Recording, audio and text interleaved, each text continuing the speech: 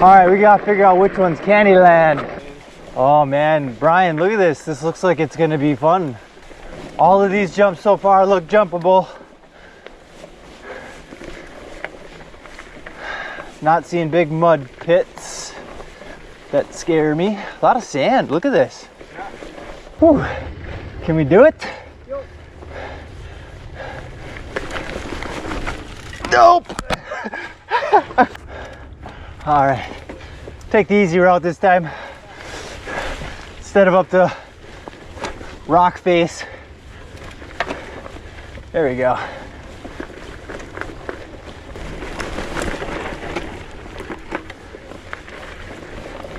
Woo!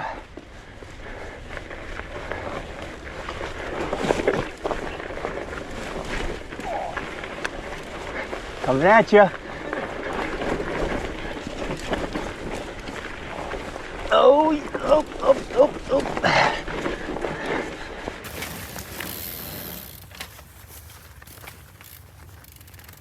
Yeah, Brian.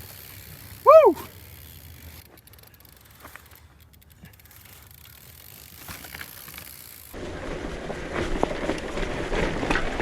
Woo!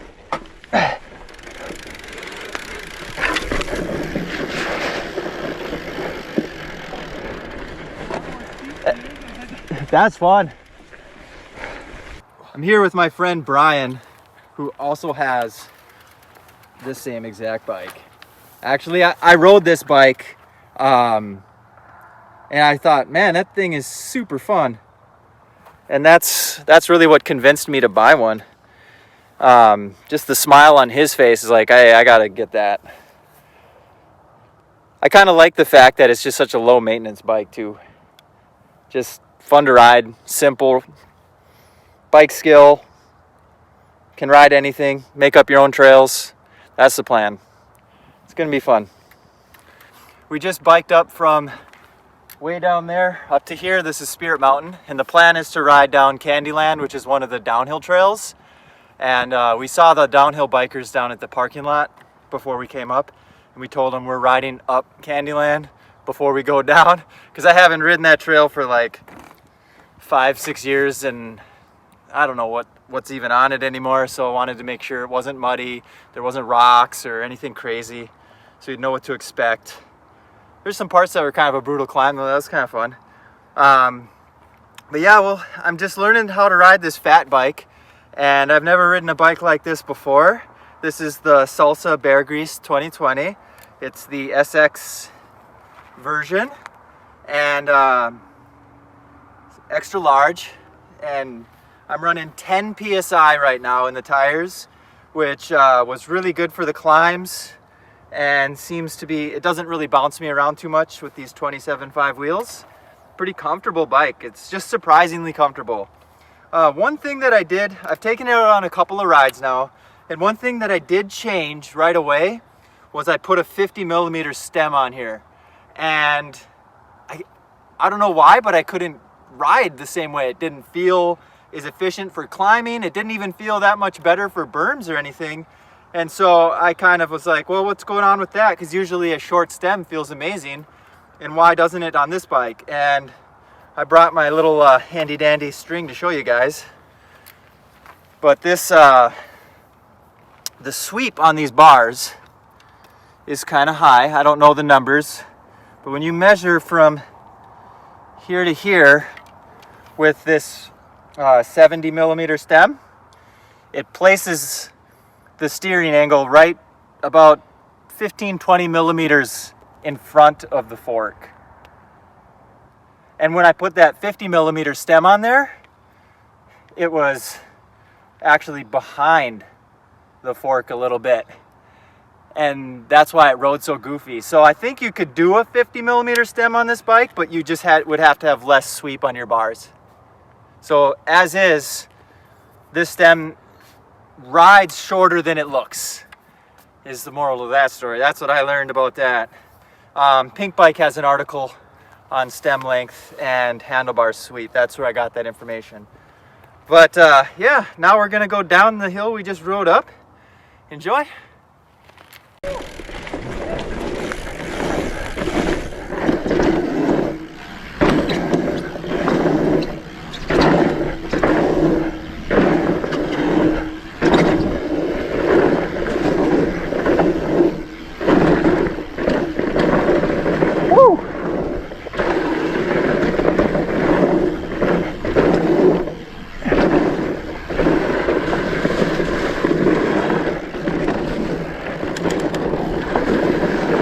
This is fun.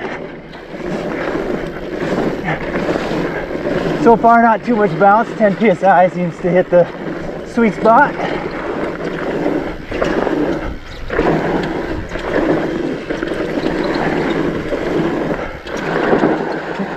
I want to fly up the end there.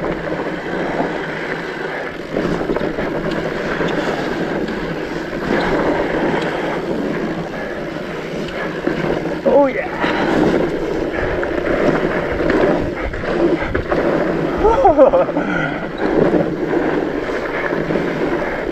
Gotta stay within your comfort zone, you know, a little bit. Keep it fun. Ride to ride another day.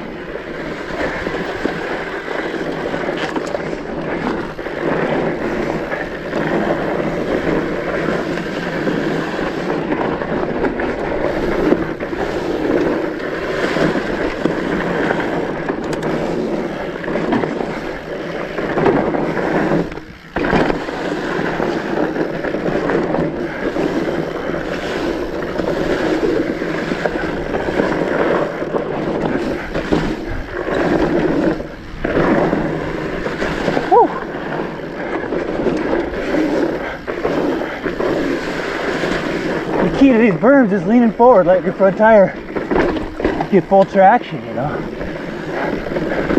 A lot of people lean back on a berm, and that's not the right thing to do.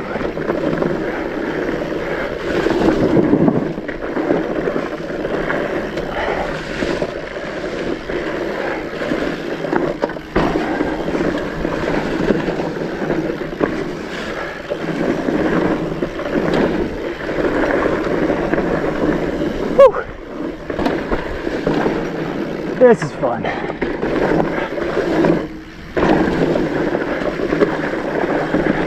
It's a lot easier going down and up, I'll tell you that. But surprisingly, these bikes climb surprisingly well. Like, you would never guess at how nimble this is. It's, even with these fat tires, it's only 28 pounds stock. Haven't done any upgrades or anything to it.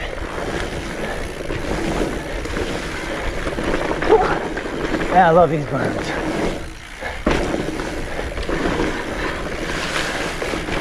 Oh yeah.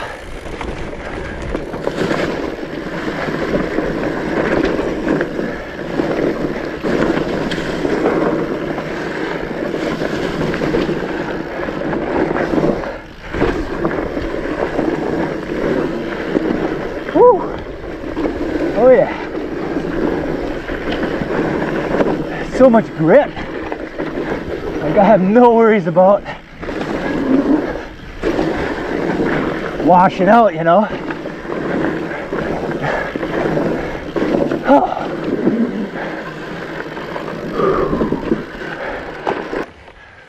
Woo!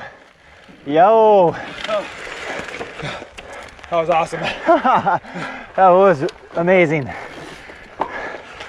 That was fun. That was fun. Woo. Nose bump. Nose bump.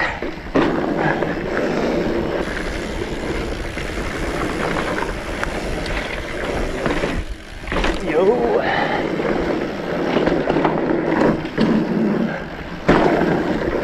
Woo! No big deal.